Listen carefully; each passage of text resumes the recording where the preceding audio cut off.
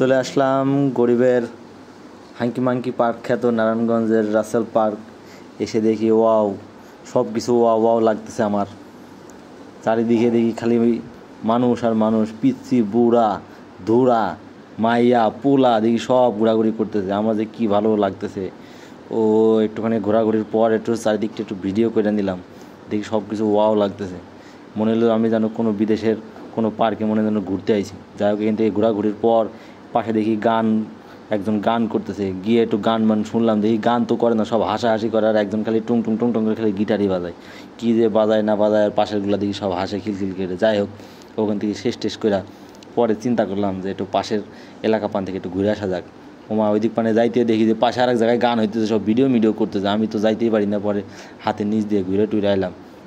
পরে এই দিক দিয়ে যাইয়া একটু চিন্তা করলাম যে আরেক জায়গায় গিয়ে একটু ছবি টবি তুলবাম। তো গিয়া দেখি যে হলো ওইদিকে রাস্তা বন্ধ, ওই দিক পান দিয়ে আর যাওয়া টাওয়া যায় না। আমি আবার চারিদিকে একটু ঘুরে টুরে তাকাইলাম, দেখি কোন দিক দিয়ে যাওয়া যায়, মানুষজন কোন দিক দিয়ে যাওয়া করতেছে। আমি আবার এই দিক দিয়ে একটু যাওয়ার চেষ্টা করলাম। পরে দেখি যে প্রচুর জাম, ওই দিক দিয়ে আর যাওয়া গেল না। পরে চিন্তা করলাম যে আর যাবো না, আর ভালো টালো লাগতেছে না। পরে আবার এখান থেকে একটু ঘুরে ফিরে তাকাইলাম, দেখি লাইটিংগুলো বেশ সুন্দরই লাগতেছে। আমি আবার একটু ঘুরে ফিরে ভালো করে দেখলাম উপর নিচে চারিদিকে, বাহ, সব কিছু একবার ওয়াও ওয়াও লাগতেছে। আমাদের কি ভালো লাগতেছে, এখন কী যে করবো তাই চিন্তা করতেছি। পরে চিন্তা করলাম যে পাশে মনে হয় বোর্ডে হইলে একটু মনে ভালো টালো হইতো। দাঁড়ায় চিন্তা করলাম অনেকক্ষণ যে কী করি, কোনো কিছু চিন্তা তো করে পারতেছি না। পরে কী করি ভাবতে মনে করলাম যে না, এখানে আর থাকবো না, বউ নাই পাশে, এই জন্য আর ভালো লাগতেছে না। বউ পোলাপান থাকলে নাহলে একটু ঘোরাঘুরি করা যেত। এই জন্য চিন্তা করলাম যে এখানে থাকবো না, এবার জায়গা। পরে টুকটুক করে সামনের দিকে আগাইলাম। আগাইতে দেখি আবার চিন্তা করি যে আর একটু ঘোরাঘুরি করবো কি করবো না। পরে এইভাবে তো যাইতে সামনের দিকে আগাইতেছি। এখন কী যে করবাম কোনো কিছু বুঝে উঠতে পারতেছি না। একবার ভাবছি যে থাকি, একবার ভাবি যে না চলে যাবো, একবার ভাবি যে থাকি, একবার ভাবি চলে যাবো। এখন কী যে করি, না আস্তে বাইরে হয়ে যাই। এইভাবে আস্তে হাঁটতেছি সামনের দিকে। সবাই সেলফি মেবিল তুলতেছে, আমি যে একটু সেলফি তুলবো এইটার আমার দ্বারা হইতেছে, মানে লজ্জায় আমি খালি লাল হয়ে যেতেছি। তাও বাবুর মতন পকেটে হাত মার দিয়ে আমি টিকটক করে খুব ঘুরতেছি আর চারিদিকে একটু তাকাইতেছি। মনে চিন্তা করলাম যে বউগুলোকে কেন নিয়ে আসলাম না, বউটারও যদি নিয়ে আসতাম তাহলে মনে অনেক ভালোই হইতো। যাই হোক, এখানে থাকে লাভ নেই। আস্তে রাস্তার দিকে একটু হাঁটতে এই সামনের দিকে আগাইতেছি। দেখে বেশ ভালোই লাগতেছিল। এখন আবার যাইতে মন চাইতেছে না এখান থেকে, মনে হলো যেন পিছন পায়ে আবার ঘুরে চলে যায়। তো যাই হোক, মোটামুটি বেশ ভালোই লাগছে। আপনারা যদি চান তাহলে নারায়ণগঞ্জের রাসেল পার্ক, আবার অনেকে সিটি পার্ক বলেও চেনে, যদি কখনো কারো মন চায় তাহলে আপনারা এসে ঘুরে যেতে পারেন। মোটামুটি জায়গাটা একবারে খারাপ নয়, অনেক সুন্দর লাগছিল। লাইটিংগুলো অনেক বেশি ছিল। তারপরেও আজকে শুক্রবারের দিন, এই জন্য মানুষজনের চাপটাও অনেক বেশি। তারপরেও জায়গাটা অনেক সুন্দর, আপনারা এসে ঘুরে চলে যেতে পারেন। আমি এখন এই যে গেট দিয়ে বেড়াইতেছি, জাস্ট ওয়াও, একবারে খুব সুন্দর। যাই হোক, ভিডিওটা এখানে শেষ না, আবার ওখান থেকে চলে আসলাম। আসার পরে দেখি রাস্তার পাশে মানুষজন সব সেলফি তুলতেছে, লাইটিং চলতেছে, অনেক ভালোই লাগতেছিলো। পরে ভাবলাম যে এখানে একটু দাঁড়ায় একটু সেলফি তুলি, একটু ছবি শ্যুট করি। তো মানুষজনের ঠেলাতেই দেখি আর এখানে ছবি তোলার মতন কায়দা নেই। পরে আবার এখান থেকে দাঁত কেলাতে আবার চলে আসলাম। আসার পরে এই সামনে একটুখানি আগাই যাই, দেখি যে মামা কি সাদা পানি বিক্রি করতেছে। এই সাদা পানি কি, এটা খাওয়ার জন্য মনটা খুব আকুল হয়ে যেতেছিলো। পরে ভাবলাম যে একটু খাইয়ে দিই। পরে মামাকে বললাম যে মামা একটু গ্লাসে দেন। আরে খাইয়ে দিই করে, বাবারে সেটা ভাঙা টক। তারপরেও খাইলাম, দেখি খাইতে বেশ ভালোই লাগতেছে, কিন্তু টক লাগতেছে, এত পরিমাণ টক, সেটা ভাঙা টক। এই টক কি কেমনে খাওয়া যায়? পরে ওই টকালারে জিজ্ঞেস করলাম যে মামা এটা কী দিয়ে বানান, কেমনে বানান? তো পরে টকালা করলো যে এটা হলো টক দই দিয়ে বানানো। পরে আমি তো মজা করে খাইলাম যে টক দই দিয়ে খাইতেছি, ভালোই লাগতেছে, কিন্তু এত পরিমাণ টক এই যে দেখেন আপনারা। যাই হোক, খাইলাম, খাইয়ে দেয় কেমন যেন ওটা লাগতেছে, মনে হলো যে একটু ঝিমঝরা ভাব লাগতেছে, না কি হবে না হবে। যাই হোক, তারপরেও তাড়াতাড়ি করে খাইয়ে ফেলাইলাম। পরে আমার ক্যামেরাম্যানটা আবার বুঝাইলাম যে কেমনে সব কিছু করা লাগে। নতুন ক্যামেরাম্যান বোঝে না কিছু না, আন্দাজে শুধু। ওরে বলছি যে একটু তাড়াতাড়ি ভালো করে ভিডিওটা করতে। ও খাওয়া নিয়ে ব্যস্ত, ও খাবে না আমার ভিডিও করব।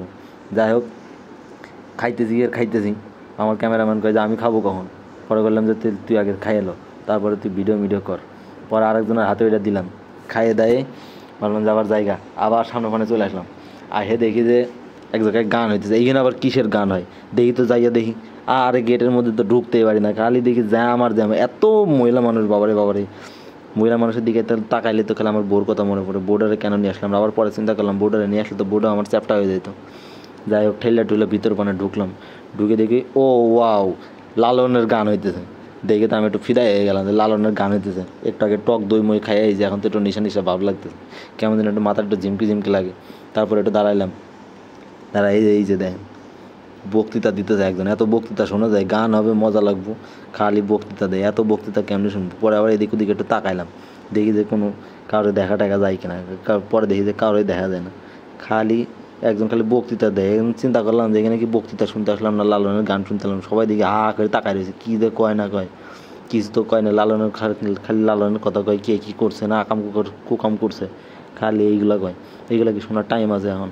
একটু লালনের গান টান হবে, একটু মাথাটা ঝিমকে ধরে আছে, বেশ ভালোই লাগতো। কিন্তু কেউ কিছুই করে না। পরে ভাবলাম যে এখানে থাকবো না, খালি বকাবকি করে, খালি কথা কথা শোনাই, খালি কে কী করছে না করছে, খালি এগুলো নিয়ে কথা কয়। একটু গান মান করলে নিলে একটু ভালো লাগতো। ও মা গো, দেখি মাঝে মাঝে মেয়েরাও দাঁড়ায় আছে, ওরা আবার কী করে না করে, যাই হোক ভালো লাগে না। পরে চলে আসলাম,